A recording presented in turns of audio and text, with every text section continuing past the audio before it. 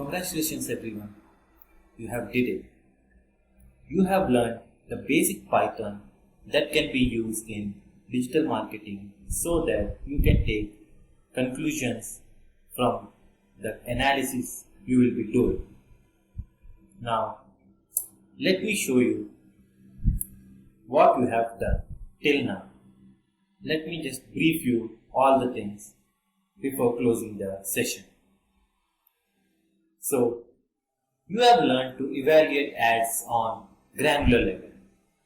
That means you can evaluate an ad such that you can get major insights from the visualization, and you now know how to get the why of things. So before you were not knowing about the why of things, that why the ad did convert or why there is a budget wastage.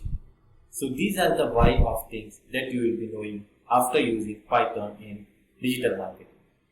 Now you know to add more parameters to ad name.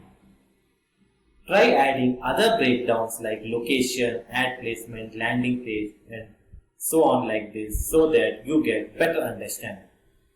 Look for metrics relevant to the objective, and when you know that you are perfect in all these things, then you can go with predictive analytics. That is, you can learn machine learning and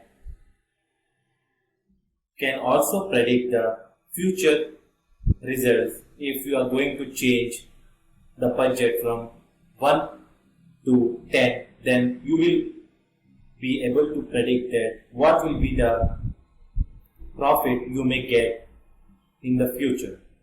So these are the predictive analytics that we will be doing using machine learning.